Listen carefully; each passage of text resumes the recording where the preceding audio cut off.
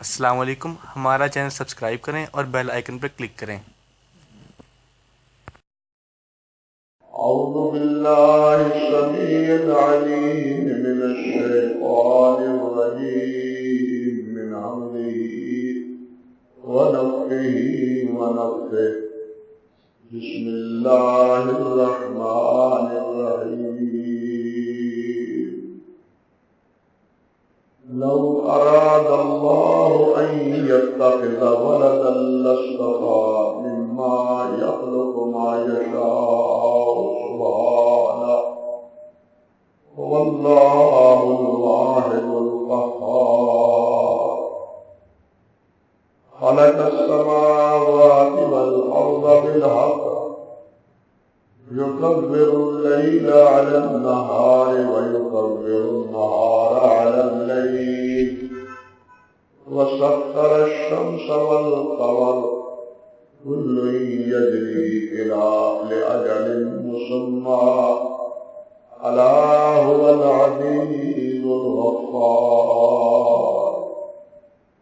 سبحان ربك رب العزة عما يصفون وسلام على المرسلين والحمد لله رب العالمين۔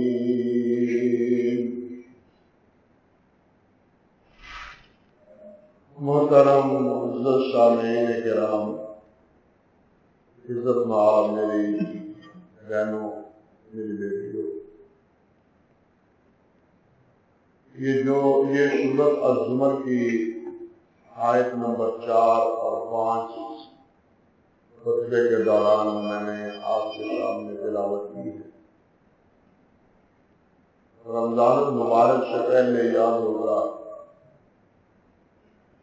ہم یہ جو سورۃ الزمر کا مطالعہ، اس کی تفہیم اور اس کی تعبیر پڑھ رہے تھے، سمجھ رہے تھے، سن رہے تھے۔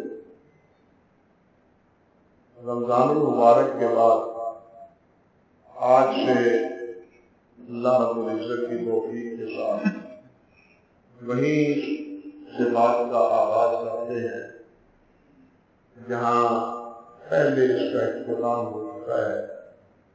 اس کے بعد کی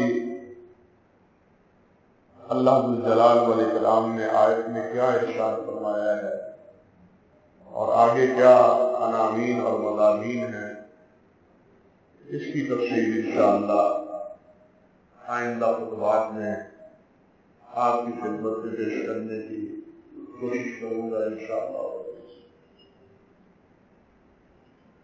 آپ کے ذہن میں ہوگا کہ پہلی آیات میں اللہ ذوالجلال والاکرام نے مشرکین کے اس عقیدے کی تردید کی ہے، وہ جو اللہ کے علاوہ دوسروں کو اپنا معبود بنائے رکھتے تھے اور وہ ان کی عبادت یہ سمجھ کے کرتے تھے کہ یہ ہمارے سفارشی ہیں، ان کی نظر و منت سے ہمیں ان کا قرب حاصل ہوتا ہے اور ان کے ذریعے اللہ کا قرب نصیب ہو جاتا ہے۔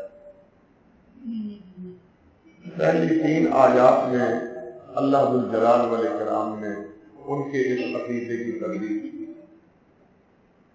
کہ اللہ کا قرب ڈھونڈنے کے لیے ان کی نظر و منت، ان کی عبادت کی ضرورت نہیں ہے۔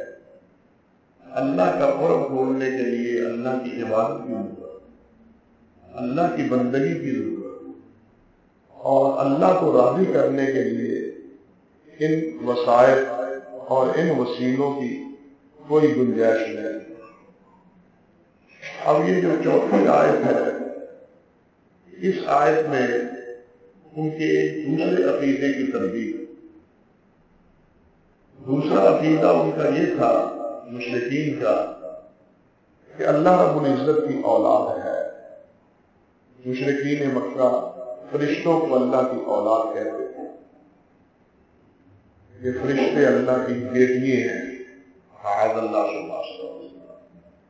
عیسائی حضرت عیسیٰ علیہ السلام کو اللہ کا بیٹا کہتے تھے۔ عزیر علیہ السلام کے بارے میں یہودیوں کے ایک گروہ کا، ایک جماعت کا خیال تھا کہ وہ بھی اللہ رب العزت کے بیٹے ہیں۔ اللہ رب العزت نے اس چوتھی آیت مبارکہ میں ان مشرکین کے اس عقیدے کی تردید کی کہ اللہ کا کوئی بیٹا نہیں، کوئی اولاد نہیں۔ فرمایا لو اراد اللہ ان یتخذ ولدا لاصطفى مما يخلق ما يشاء، اگر اللہ بیٹا بنانا چاہتے تو اپنی مخلوق میں سے جس کو چاہتے بنا لیتا، لیکن اللہ نے تو بنانا چاہا ہی نہیں، اللہ کا کوئی ارادہ ہی نہیں۔ اللہ رب العزت تو جو چیز چاہتے ہیں، جس کا ارادہ کرتے ہیں، وہ اس کے کلمہ کن سے بن جاتی ہے۔ اللہ کا حکم ہی کسی چیز کے وجود آنے کے لیے قابل ہے۔ ہماری طرح، انسانوں کی طرح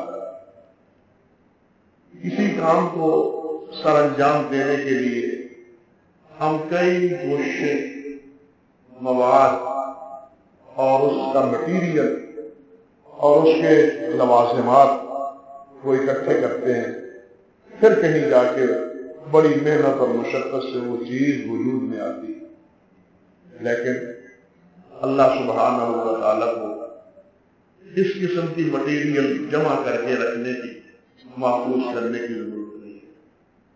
وہ جب کسی چیز کے بارے میں ارادہ فرما دیتا ہے، کہہ دیتا ہے ہو جا، وہ چیز عالم وجود میں آ جاتی ہے۔ پہلی بات تو یہی فرمائی کہ اگر اللہ رب العزت چاہتے تو اللہ تعالیٰ یہ کر سکتے، لیکن جب اللہ کا ارادہ ہی نہیں ہے، اللہ کا کوئی یہ فیصلہ ہی نہیں ہے، تو اللہ کی اولاد کیسے؟ پہلی بات تو، اور اس کے حوالے سے ضروری باتیں پہلے میں عرض کر چکا ہوں۔ دوسری بات اللہ سبحانہ و تعالیٰ نے فرمائی تردید میں ہوئی، سبحانہ، اللہ کو پاک ہے۔ یہ کسی عقیدے کی کہ بطلان کی یوں سمجھیے کہ دوسری دلیل کہ سبحانہ، اللہ پاک ہے، اللہ ہر کمزوری سے، ہر نقص سے، ہر عیب سے پاک ہے۔ اولاد کا حق نہ ہونا یہ انسان کی کمزوری سمجھا جاتا ہے۔ انسان سمجھتا ہے کہ میرے مشن کو میری اولاد آگے بڑھائے، میرے پروگرام کو، میرے کاروبار کو، میرے معاملات کو سنبھالا دینے والی میری اولاد ہے۔ اور اولاد ایک ایسی نعمت ہے جس سے انسانوں میں سے کوئی بھی اس سے بے نیاز نہیں ہے، اگرچہ وہ بڑے سے بڑا اللہ کا نبی کیوں نہ ہو، اور اگرچہ کوئی بڑے سے بڑا فرعون اور نمرود کیوں نہ ہو، بڑے سے بڑا بادشاہ، وہ بھی اولاد کا محتاج، حتیٰ کہ فرعون جو یہ کہتا تھا انا ربکم الاعلی، کہ سب سے بڑا رب تو میں ہوں تمہارا، اور اپنی سلطنت کو بچانے کے لیے، حکومت کو بچانے کے لیے نجومیوں کے کہنے پر بنی اسرائیل کے ہزاروں بچے ذبح کروائے اسی منصوبے کے ساتھ۔ لیکن اللہ رب العزت کا تو فیصلہ جو ہوتا ہے وہ ہو کے رہتا ہے۔ اللہ ذوالجلال والاکرام نے موسیٰ علیہ السلام کو پیدا کیا اور موسیٰ علیہ السلام کو پگوڑے میں ڈال کے اللہ کے حکم سے فرعون کے محلات میں دریاؤں کی لہروں میں چھوڑ دیا کہ یہ فرعون کے محلات میں پہنچا۔ اب یہ وہاں پہنچا پگوڑے میں، تو پھر وہ ہوا کیا؟ اللہ فرماتے ہیں قالت امرأۃ فرعون قرۃ عین لی ولک لا تقتلوا عسى ان ينفعنا او نتخذه ولدا۔ بیٹا دیکھا خوبصورت ہے، تو اللہ رب العزت فرماتے ہیں کہ فرعون کی بیوی کہنے لگی قرۃ عین لی ولک، یہ تو میری اور تیری آنکھوں کی ٹھنڈک مل گئی ہے، کہ میری اور تیری آنکھوں کی ٹھنڈک ہمیں حاصل ہو گئی. لا تقتلوا سفارشی بن گئے. اور بیگم کی جناب سفارش خامد رات کیسے کرے؟ بھوچال نہ آ جائے، گھر میں جناب طوفان نہ کھڑا ہو جائے. اور وہ بیگم صاحبہ بھی جو بادشاہ کی تھا بیگموں میں کہنے لگے اسا لا تقتلوا، اس کو قتل نہ کرو. اسا ان ينفعنا او نتخذه ولدا، امید ہے اس سے ہمیں فائدہ پہنچے گا یا ہم اس کو اپنا بیٹا بنا لیں. بیٹا نہیں ہے، فرعون ہے، انا ربکم الاعلی کہتا ہے، لیکن بیٹے کی موجودگی کی وجہ سے بیوی کی بات ماننے کے لیے مجبور ہو جاتا ہے. اور اللہ رب العزت کیا فرماتے ہیں؟ وَهُمْ لَا يَشْعُرُونَ. اللہ وَهُمْ لَا يَشْعُرُونَ، انہیں معلوم ہی نہیں تھا کہ ہو کیا رہا ہے. وہ جس کی وجہ سے اتنے مروائے ہیں وہ ان کے گھروں میں پڑ لا رہا ہے، اور جو اس کی تباہی کا باعث بنے گا وہی اس کا اب خدمت گزار بن رہا ہے. اللہ اکبر. یہ ہے اللہ، یہ ہے رب. تو فرمایا سبحان اللہ، پاک ہے ہر کمزوری سے نفس. حضرت یوسف علیہ السلام کو بھائیوں نے جس پر فروغت کی ہے اور یہ فروغت کر کے پھر جناب وہاں مصر میں پہنچے، تو آپ کے علم میں ہے کہ اس وقت بھی فرعون کی بیوی نے یہی کہا کہ ہم اس کو بیٹا بنا لیں. یوسف کو اپنا بیٹا نہیں، بادشاہ ہے، سارے اختیارات کا مالک، اولاد نہیں ہے تو اس کو بیٹا بنانے میں بن گئے. انبیاء ہیں، دیکھ لیں، حضرت ابراہیم علیہ السلام ہے، نبی علیہ السلام ہے، حضرت زکریا علیہ السلام، وہ اللہ رب العزت سے اولاد مانگتے، بیٹا مانگتے، کیونکہ بیٹا ہونا یہ انسان کی عزت کا باعث. اللہ نے خود فرمایا کہ یہ اولاد انسان کے لیے زینت ہے. اور ہر انسان کی یہ فطری کمزوری ہے، وہ اس کے لیے ہر چارہ جوئی اختیار کرتا ہے کہ کسی نہ کسی طرح، کسی دوائی سے، کسی علاج معالجے سے اللہ اولاد عطا کرتا ہے. لیکن اللہ کی یہ کمزوری نہیں ہے. سبحان اللہ، پاک ہے. اولاد بنانے کی کمزوری سے اللہ پاک ہے. یہی وجہ ہے آپ دیکھیں قرآن مجید میں کئی مقام پر یہ جملہ کس طرح استعمال ہوا. ایک جگہ اللہ فرماتے ہیں سبحان ربک رب العزت عما یصفون. ایک جگہ اللہ فرماتے ہیں سبحان اللہ عما یشرکون. سبحان اللہ عما یشرکون، یعنی ان کے شرک کے تناظر میں اللہ نے کیا فرمایا؟ سبحان اللہ. اللہ پاک سبحان اللہ عما یصفون، رب العزت عما یصفون. اللہ کے بارے میں جو یہ صفتیں بیان کر رہے ہیں کہ اللہ ایسا ہے، اللہ ایسا ہے، اس کی اولاد ہے، اس کی بیٹیاں ہیں، اس کے بیٹے ہیں، اللہ اس کمزوری سے پاک ہے. جو یہ وصف اللہ کا بیان کر رہے ہیں اللہ اس سے پاک. سبحان. اور کہیں فرمایا سبحان اللہ عما یشرکون. اللہ کے ساتھ جن چیز وجودوں کو، جن ہستیوں کو، جن اشخاص کو یہ اپنا معبود اور بنائے ہوئے ہیں اور اللہ کا شریک بنائے ہوئے ہیں، اللہ تعالیٰ ان شریکوں سے کیا ہے؟ سبحان، پاک. اللہ اس سے پاک ہے. اور ایک جگہ تو صاف لفظوں میں فرمایا وقالوا اتخذ اللہ ولدا. سبحان، قالوا اتخذ اللہ ولدا، یہ کہتے ہیں کہ اللہ کا بیٹا ہے، اللہ کی اولاد ہے. فرمایا سبحان، اللہ پاک ہے اولاد کی کمزوری سے. اللہ کمزور نہیں ہے، ناتواں نہیں ہے، بے سہارا نہیں ہے کہ اس کو سہارا ڈھونڈنے کی ضرورت. سبحانہ بل لہ ما فی السماوات والارض وکل لہ قانتون.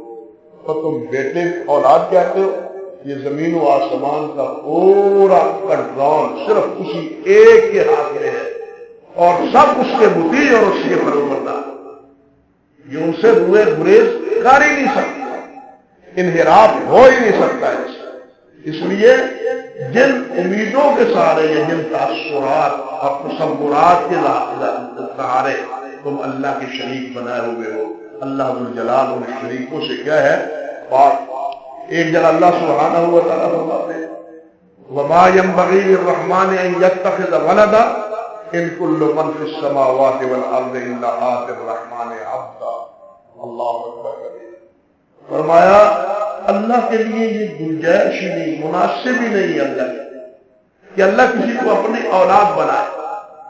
اور ساتھ کیا ان كل من في السماوات والارض الا آتي الرحمن عبدا.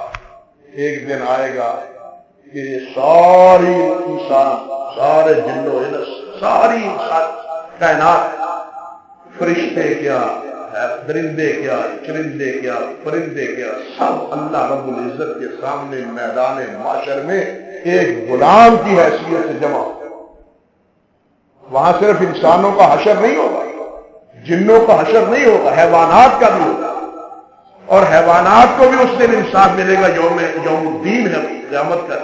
حیوانات کو بھی، حتیٰ کہ رسول اللہ صلی اللہ علیہ وسلم نے ارشاد فرمایا کہ اگر سینگ والی بکری نے ایسی بکری کو مارا ہوگا جس کے سینگ نہیں ہوں گے تو قیامت کے دن اللہ بے سینگ والی بکری کو سینگ دے گا اور اللہ اسے حکم فرمائے گا اس کو تم مارو. یہ انصاف قیامت کے دن ہوگا، حیوانوں میں بھی ہوگا. اللہ اکبر. اور پھر یہ سارا حیوانات کا سلسلہ پورا ہونے کے بعد پھر انسان کی باری آئے، جنوں انس کی باری پھر آئے گا. اور ان کی یہ حساب کتاب، ان کے مابین انصاف ہو جانے کے بعد اللہ فرمائیں گے وہ تو مر جاؤ، سب مر جائیں، درندے پرندے چرندے سب ختم ہو جائیں، مٹ جائیں گے. اب انسان کی جن و انس کی باری آئے. اور یہ جن و انس جس طرح وہ ابدیت کی حیثیت سے رب ذوالجلال کے سامنے میدان محشر میں، اب یہ انسانوں کی باری ہے، یہ کرے. فرمایا اللہ الا آتي الرحمن عبدا. تم بیٹا کہتے ہو، وہ یہ تو غلام کی حیثیت سے آئے، عبد کی حیثیت سے آئے، بندے کی حیثیت سے آئے. اللہ اکبر کبھی بیٹا کیسا ہے. حتیٰ کہ اللہ ذوالجلال والاکرام نے ایک مقام پر تو یوں بھی فرمایا کہ لن يستنكف المسيح ان يكون عبدا لله ولا الملائكة المقربون. فرمایا مسیح علیہ السلام اس میں آر نہیں سمجھتے، آر نہیں سمجھتے، اور نہ ہی مقرب فرشتے، عام فرشتے نہیں، مقرب ترین فرشتے، حاملین عرش، جبرائیل، میکائیل، مقربین فرشتے، یہ سارے کے سارے عبادت میں ہی اپنی عزت سمجھتے ہیں. اللہ کے سامنے جھکنے میں، اللہ کے سامنے سیدھا ریز ہونے میں، اللہ کے ذکر و فکر کو ہی اپنے لیے اعزاز سمجھتے.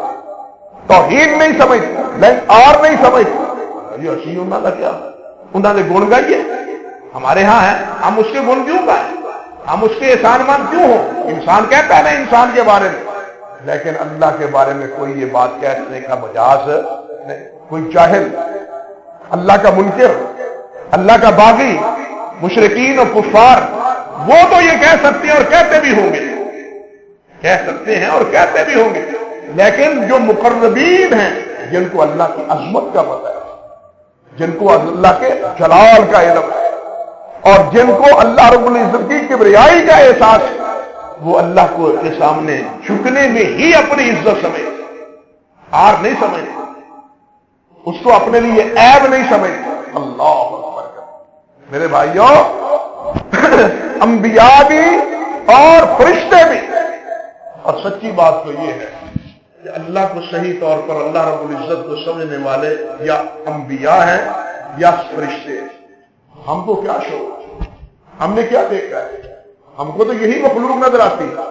لیکن اللہ نے تو اپنے انبیاء کو اپنی بادشاہت پوری کی پوری بعض کو زمین پر منکشف کر کے دکھا دی کہ پوری فضا میں میری بادشاہت کی پوزیشن کیا ہے، اور تحت الثری میں کیا ہے، تحت الثری پر کیا ہے، اور پوری فضا میں کیا کچھ. اور فرشتے تو آسمانوں پہ آنا جانا ان کا تو لگا رہتا ہے. اس لیے اللہ کی عظمت کو صحیح طور پر سمجھتے ہیں تو انبیاء سمجھتے ہیں اور فرشتے سمجھتے ہیں. اور یہی وجہ ہے کہ سب سے زیادہ عبادت گزار بھی اللہ کے فرشتے ہیں یا اللہ کے نبی. سب سے زیادہ عبادت گزار، سب سے زیادہ اللہ کی بندگی کرنے والے اور اللہ کے سامنے جھکنے والے وہ اللہ کے انبیاء ہیں اور فرشتے. یہی بات یہاں اللہ رب العزت نے فرمائی. لَن يَسْتَنْكِفَ الْمَسِيحُ أَن يَكُونَ عَبْدًا لِلَّهِ وَلَا الْمَلَائِكَةُ الْمُقَرَّبُونَ. کہ وہ اس میں عار نہیں سمجھتے, وہ اپنے اس آپ کو اس میں کمزوری اپنی نہیں سمجھتے, عیب نہیں سمجھتے کہ ہم اللہ کی عبادت کریں, بلکہ فرمایا اللہ وَمَن يَسْتَنْكِفْ عَنْ عِبَادَتِهِ وَيَسْتَكْبِرْ فَسَيَحْشُرُهُمْ إِلَيْهِ جَمِيعًا. لیکن جو عبادت کو اپنے لیے عار سمجھے, اپنے تکبر کا اظہار, میں کیوں جھکوں. یہ مشرکین مکہ اللہ اکبر کبیرہ طواف کرتے تھے, قیام کرتے تھے, رکوع کرتے تھے, لیکن شاہ ولی اللہ رحمۃ اللہ علیہ بعض دوسرے مفسرین سجدہ نہیں کرتے. وہ کہتے ہیں یہ کیا ہوا, سر نیچے اور جناب کمر اوپر, پیٹھ اس کی اوپر, سر نیچے. ان آمکوں کو اتنا شعور ہی نہیں تھا. یہ تو اللہ کے نبی نے سمجھایا ہے کہ سب سے زیادہ اللہ کے قرب کا ذریعہ سجدہ ہے. ان کو کیا بیوقوفوں کو پتا کہ اس سجدے میں کتنی عظمت ہے اور اس سر کو اللہ کے سامنے جھکانے میں انسان کا کتنا شرف ہے. اللہ نے فرمایا واسجد واقترب, سجدہ کرو اور اللہ کا قرب پاؤ, سجدہ کرو اور اللہ کا قرب پاؤ. اللہ اکبر کبھی. تو اللہ ذو الجلال والاکرام نے فرمایا کہ جو اللہ کی عبادت سے تکبر کرتا ہے, اعراض کرتا ہے, انکار کرتا ہے, قیامت کے دن اس کی آنکھیں کھل جائیں. اور ہم مسلمانوں کی تو کھلی نہیں. صحیح بات یہ ہے دکھ کی کہ ہم کی بھی نہیں کھلتی. یہ جو متکبرین ہیں اور یہ جو اللہ رب العزت کے باغی ہیں, یہ جو اللہ کی کبریائی کا انکار کرتے ہیں اور اللہ کے پیارے پیغمبر حضرت محمد رسول اللہ صلی اللہ علیہ وسلم کی تابعداری اور فرمانبرداری نہیں کرتے, ہمارا ان کے ساتھ میلان کیا ہے, ہمارا ان کے ساتھ ناطہ کیا ہے, ہمارا ان کے ساتھ قرب کیا ہے. آج عالم اسلام کا سب سے بڑا المیہ یہ ہے کہ مسلمان ان کے سامنے جھکے جا رہے ہیں جو خنزیر کھاتے ہیں, سور کھاتے ہیں, جو اللہ کے باغی ہے, اللہ کے رسول کے باغی ہے, جو حزب الشیطان ہے, حزب اللہ نہیں. سب سے بڑا جرم مسلمانوں کا یہ ہے اور اسی جرم کی یہ مسلمان مار کھا رہے ہیں. جب تک یہ اللہ کا ساتھ نہیں دیتے, حزب اللہ میں شمار نہیں ہوتے, اللہ کا گروہ نہیں بنتے, اللہ کی پلٹن نہیں بنتے, اللہ کے حصے میں نہیں آتے. ہم تو چاہتے ہیں کہ امریکہ, برطانیہ, چائنا, یہ ان کا قرب نصیب ہو جائے, ہمیں اللہ سے اور اللہ کے رسول سے بغاوت کرنی پڑے, پڑ جائے, کر لے بغاوت. ان کو ناراض نہیں ہونا چاہیے. اللہ ناراض ہوتا ہے, ہو جائے, ہماری بربادی اور ہماری تباہی کا ذریعہ ہے. جب مسلمان کم تھے تعداد میں اور کسی بھی مارکے میں مسلمان غیر مسلموں کے سامنے زیادہ نہیں ہوئے تعداد کے اعتبار سے, نہ اصلیہ کے اعتبار سے, نہ تعداد کے اعتبار سے, لیکن تاریخ شاہد ہے ہر میدان میں کامیاب مسلمان ہوئے ہیں, کافر نہیں ہوئے. کیوں؟ وہ حزب اللہ, وہ اللہ والے ہیں, ان کا تعلق اللہ کے ساتھ. اور اللہ نے فرمایا میں ینصر اللہ, جو اللہ کا کہ دین کی مدد کرتا ہے, جو من کان للہ ہے کان اللہ لہ, جو اللہ کا ہو جاتا ہے اللہ اس کا ہو جاتا ہے. جو اللہ, جس کا اللہ حامی و ناصر ہو, بتائیے مقابلے میں کوئی آ سکتا ہے؟ اور مقابلے میں اس وقت کی بھی سپر پاوریں تھیں یا نہیں تھیں؟ ایران اور روس, اور ایران اور روم دونوں اس وقت کی سپر طاقتیں تھیں یا نہیں, لیکن دونوں پاش ہوئی. نبی علیہ السلام نے فرمایا تھا کہ وقت آنے والا ہے نہ روم رہے گا, نہ کسرا رہے گا. اور ہوا اسی طرح. اور کن کے ہاتھوں ہوا؟ عرب کے ہاتھوں. اللہ اکبر کبیرہ, جو حکمرانی کے اصول و ضوابط کو بھی نہیں جانتے, بس سہنا جانتے. لیکن حزب اللہ بننے کے بعد اللہ نے ایسی قوت, ایسی بصیرت, ایسی عقل, ایسا فہم اور ایسی قوت عطا فرما دی کہ یہ سپر طاقتیں بھی ان کا مقابلہ کرنے سے عاجز آ گئی. یہ ایک بین حقیقت ہے, لیکن ہمیں سمجھ نہیں آتی. ہمیں سمجھ نہیں آتا. ہم سمجھتے ہیں ہماری عزت امریکہ کا غلام بننے میں. ہماری فوج، ہمارے عمراء وزراء، ہمارا وزیر خزانہ، وزیر تجارت اس وقت تک بنتا ہی نہیں ہے جس وقت تک امریکہ کی اجازت نہ. کیا ہے ہمارا ملک؟ کیا ہے ہمارا ملک؟ کیا ہے ہماری پالیسی؟ کیا ہے ہمارے فیصلے؟ ہمارے فیصلے ہم نہیں کرتے. ہمارے مقدرات کے فیصلے امریکہ کرتا ہے یا برطانیہ کرتا ہے یا روس اور چائنا کرتا ہے. ایک بین حقیقت.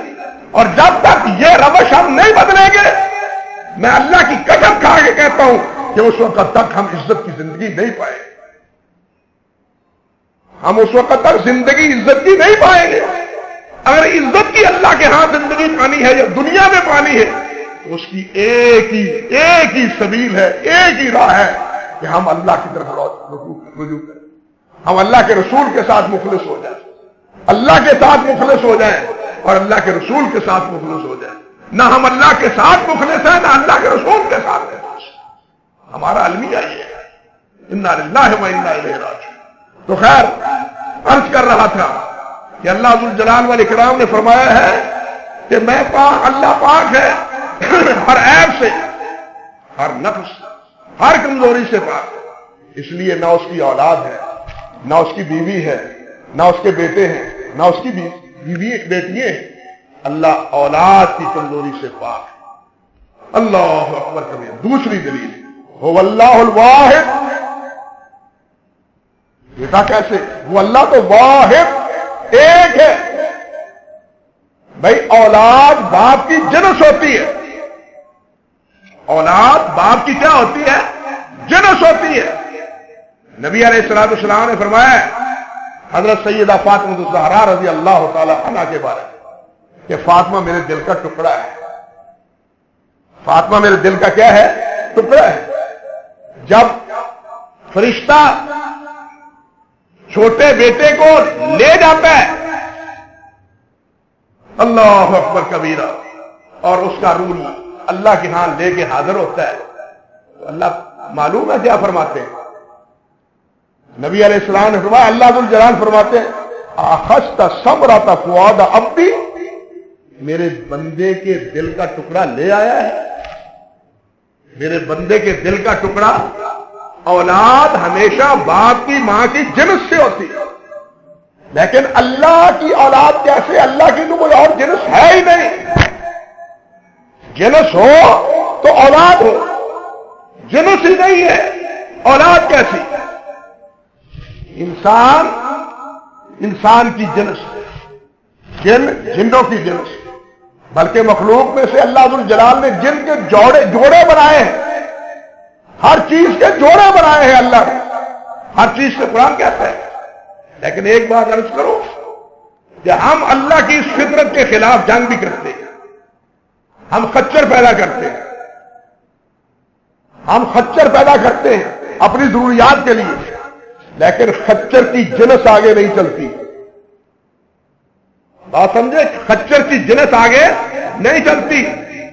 یہ بیج ہم نے بوئے ہیں، ان بیجوں کے ذریعے فصلیں لہلاتی ہیں، لیکن آج دشمن نے ان بیجوں کو کنڈم کر کے ایسے بیج دیے ہیں کہ جن کی آگے جنس نہیں ہے، اس کی فصل آگے تیار نہیں ہوتی. یہ ہم سب اللہ کے ساتھ لڑائی لڑ رہے ہیں. اس قسم کے ساتھ اقدامات کر کے، تحفظات کر کے اللہ رب العزت کے ساتھ لڑائی لڑ رہے ہیں کہ ہم نے تو جناب یہ ایسے بھی کر دیا، ہم نے ایسے کر، ان بیجوں کی ضرورت نہیں ہے. یہ اب نتیجہ کیا ہے؟ دشمن نے ایک چیز سے ڈبل کام کیا ہے. ہمیشہ کے لیے آپ کو بیج خریدنے کے لیے ان ایجنسیوں کا محتاج بنا دیا. پہلے آپ ہر چیز بوتے تھے، اپنے گھر سے لے کے زمین پہ ڈالتے تھے اور زمین کی فصلیں اگتی تھی. لیکن آج کیا ہے؟ آج کا یہ بیج ڈالا ہوا آگے بیج کے قابل نہیں ہوتا، کیونکہ یہ ایک جنس سے نہیں ہے، ایک اور طریقے سے اس کو تیار کیا گیا ہے. جنس سے جو چیز بنتی ہے اسی سے آگے اجناس بنتی ہے، اسی سے آگے خاندان بنتا ہے، اسی سے آگے اولاد پھیلتی ہے. لیکن اللہ سبحانہ و تعالیٰ کی کوئی جنس نہیں ہے، اولاد کیسے؟ سمجھے؟ هو الواحد، وہ یکتا ہے، اکیلا ہے، تنہا ہے. اور اس کا ذکر تو قرآن مجید میں ایک جگہ نہیں، کئی بار اللہ نے فرمایا. کہیں فرمایا الہکم الہ واحد لا الہ الا هو الرحمن الرحیم، تمہارا الہ ایک ہے اور وہی رحمان ہے اور وہی رحیم. اور کہیں فرمایا ولا تقولوا ثلاثہ، عیسائیوں کے ایک عقیدے کے مطابق ولا تقولوا ثلاثہ انتہوا، یہ نہ کہو کہ اللہ تین ہے. اللہ تین ہے، روح القدس، مریم صدیقہ اور عیسیٰ روح اللہ. انتہوا، بعد آ جاؤ، خیر لکم، تمہارے لیے بہتر ہے. تو اس جملے سے بعد آ جاؤ، اسی میں تمہاری بہتری ہے. تم سمجھتے ہو کہ اس عقیدے میں ہماری بہتری ہے؟ نہیں، اس عقیدے میں تمہاری ضلالت ہے اور تمہیں سزا بھگتنا پڑے گی اس کی. فرمایا انما اللہ الہ واحد، تین نہیں، تمہارا اللہ ایک ہے. تین نہیں، تمہارا اللہ کون ہے؟ ایک. ایک جگہ فرمایا لقد کفر الذین قالوا ان اللہ ثالث ثلاثہ، یہ دوسرا گروہ، وہ کہنے لگے کہ تین میں سے ایک. تین تو نہیں لیکن تین میں ایک ہے صحیح ضرور الہ. اللہ فرماتے ہیں وما من الہ الا الہ واحد، یہ جو تم جملہ کہتے ہو یہ خالص کفر ہے. اللہ ایک ہے، یکتا ہے، تنہا ہے. اللہ کا اور دوسرا الہ نہیں ہے. کہیں فرمایا وقال اللہ لا تتخذوا الہین اثنین، یہ نہ کہو کہ اللہ نے دو الہ بنائے. لا تتخذوا الہین اثنین، یہ نہ کرو، دو الہوں کی عبادت نہ کرو، دو معبودوں کی عبادت نہ کرو، بلکہ انما ہوا الہ واحد، تمہارا ایک الہ ہے، اس ایک اکیلے کی عبادت. اللہ اکبر. یہ دوسری دلیل ہے اللہ رب العزت کی اولاد نہ ہونے کہ اللہ کیا ہے؟ واحد ہے اور اللہ یکتا ہے. اور تیسری دلیل اگلے کیا کی یا چوتھی دلیل وہ کیا ہے؟ القہار، وہ واحد قہار ہے. دو جگہ اللہ کی یہ صفت قاہر آئی ہے اور باقی 6 جگہ یہی صفت قہار آئی. قاہر اسم فاعل ہے اور قہار اس کا کیا کہنا چاہیے؟ اس مبالغے کا جملہ ہے. ہر ایک پر غالب، سب مغلوب. وہ اکیلا ہے، بات سمجھیے. جو سب پہ غالب ہو وہ اکیلا ہی ہو سکتا ہے. اگر کوئی اور بھی غالب ہو تو وہ اکیلا ہو ہی نہیں سکتا. یکتائی اسی کو سزاوار ہے جو سب پر غالب ہو. اگر کوئی اور بھی غالب ہے تو پھر اس کے برابر آ گیا نا. حکومت میں دو قوتیں فیصلہ کرنے والی ہو، حکومت کا بیڑا غرق ہوتا ہے یا نہیں ہوتا؟ دو قوتیں ہمارے ملک میں بھی یہی کچھ ہو رہا ہے، بیڑا غرق ہو رہا ہے. دو قوتیں حکومت کا فیصلہ کرنا شروع کر دیں تو کبھی وہ ملک، کبھی وہ حکمران صحیح سمت اپنے ملک کو نہیں روک دے سکتے. ایک طرف کھینچے گا، دوسرا دوسری طرف کھینچے گا. لیکن جب ایک فیصلہ کرنے والا ہوگا تو وہی ملک چلے. اللہ ذو الجلال والاکرام نے فرمایا میں ایک ہوں اور سب پر غالب ہوں. فیصلہ اسی غالب کا چلتا ہے، کسی اور کا نہیں چلتا. جتنے اس کے سامنے ہیں سب مغلوب. واللہ غالب علی امرہ ولکن اکثر الناس لا یعلمون.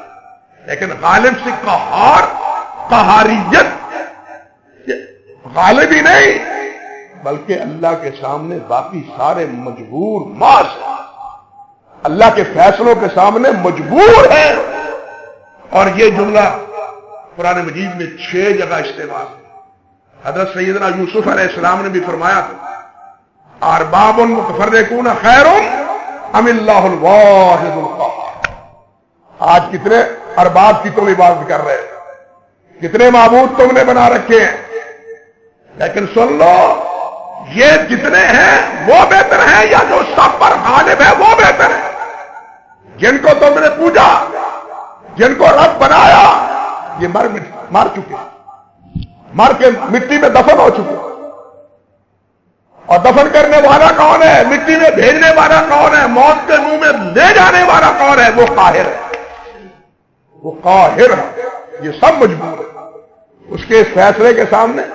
دنیا کا بڑے سے بڑا جابر، دنیا کا بڑے سے بڑا متکبر، وہ اللہ اس کو بیمار کرتا ہے تو وہ بیماری سے بھاگ نہیں سکتا۔ اللہ بے سہارا کر دیتا ہے تو اس کو کوئی سہارا ملتا نہیں ہے۔ اللہ جب اس کی موت کا فیصلہ کرتا ہے تو موت کے لیے اس کسی کو مفر نہیں۔ اس لیے قاہر کون ہے؟ غالب کون ہے؟ اللہ ہے، اور باقی سب مجبور ہیں۔ یعنی انسان اگر سوچے تو ہماری زندگی تو مجبوری کی زندگی، ہمارا آنا بھی مجبوری ہے اور ہمارا جانا بھی مجبوری ہے۔ ہم نہ اپنی مرضی سے آئے ہیں نہ اپنی مرضی سے جائیں گے، بلکہ نہ اپنی مرضی سے زندگی گزارتے ہیں۔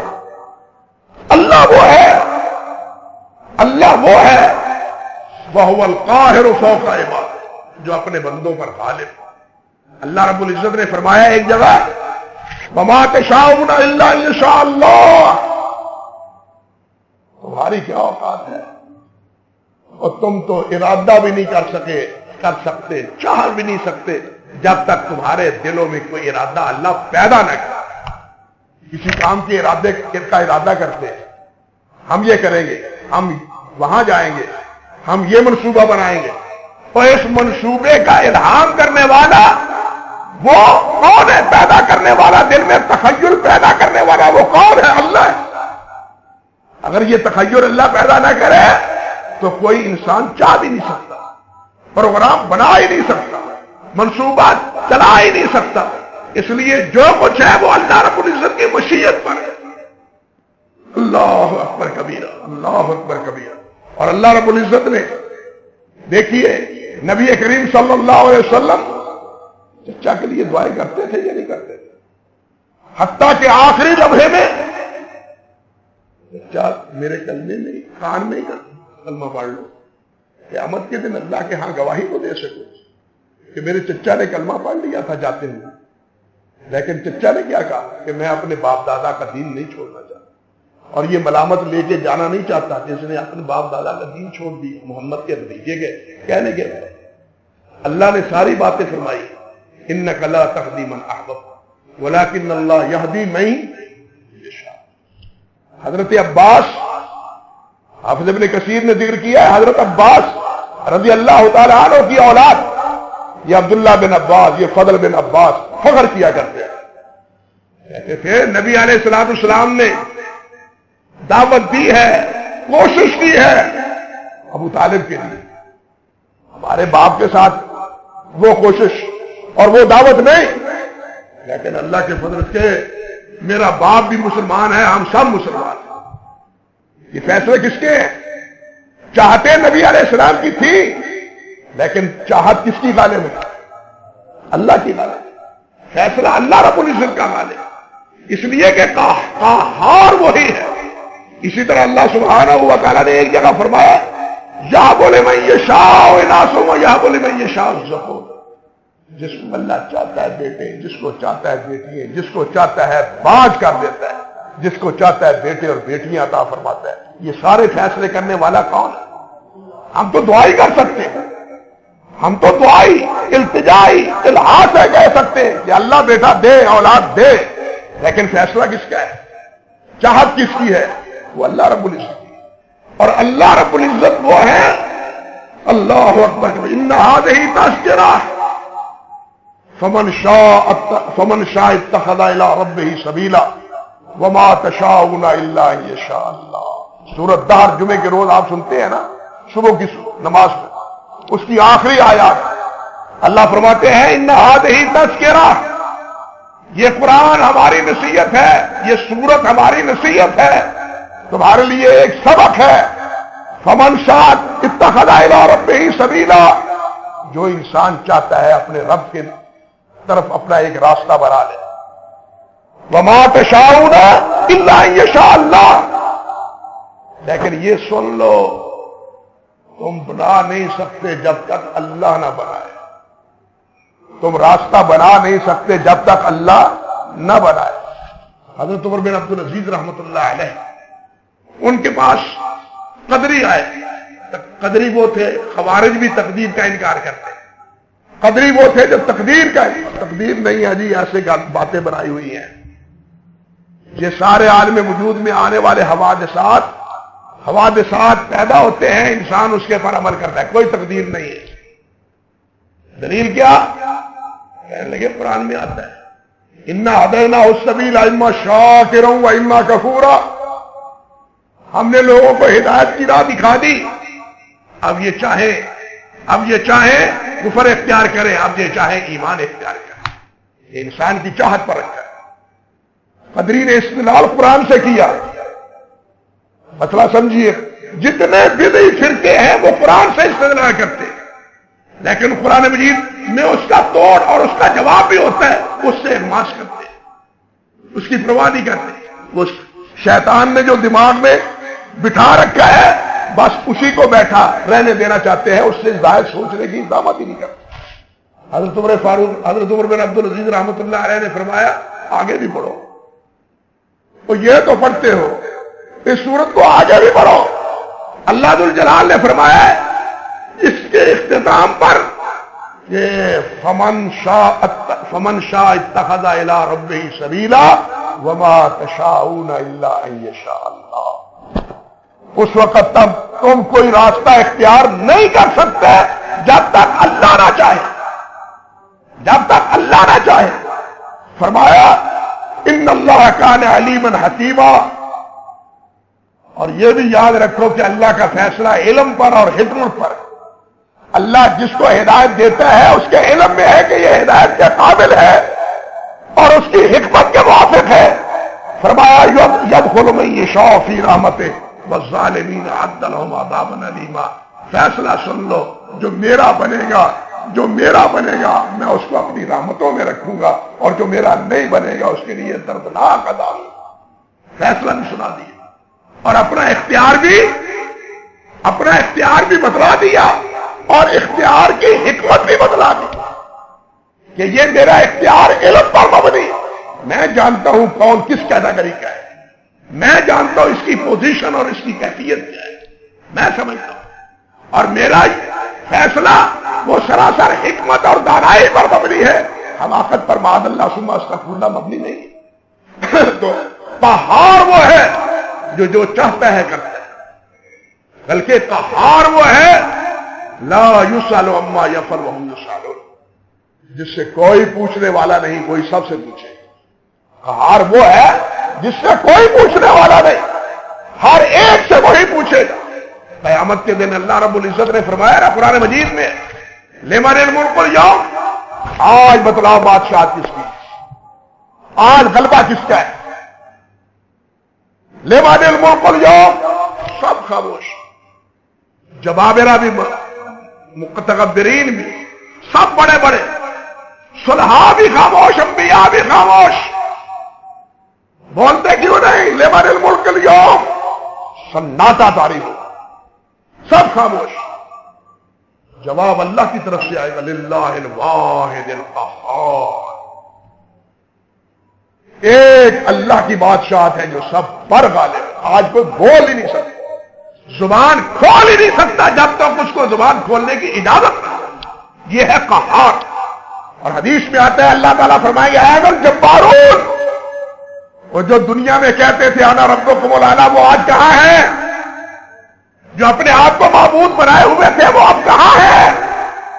کیوں نہیں بولتے؟ بولے کیوں؟ اس لیے قہار کون ہے؟ اللہ ہے. اور وہ قہار واحد ہے، دو نہیں ہیں، تین نہیں ہیں، ایک ہے.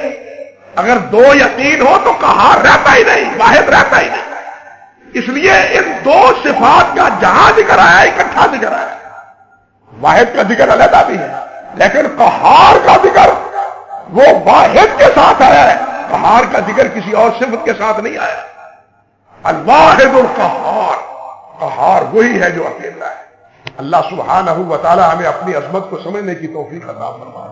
اور یہی چوتھی دلیل ہے کہ جب وہ سب پر غالب ہے تو اولاد کیسے ہے؟ جب وہ سب پر غالب ہے تو اولاد کیسے ہے؟ انسان مجبور ہوتا ہے اولاد کے ذریعے، والدین کو اولاد کے ہاتھوں مجبور کر دیا جاتا ہے، والدین اولاد کی بات ماننے سے مجبور ہو جاتی ہے، بلکہ ہمارے ہاں تو ضرب المثل ہی ہے کہ ایک بیٹا بیٹا نہیں ہوتا باپ ہوتا ہے.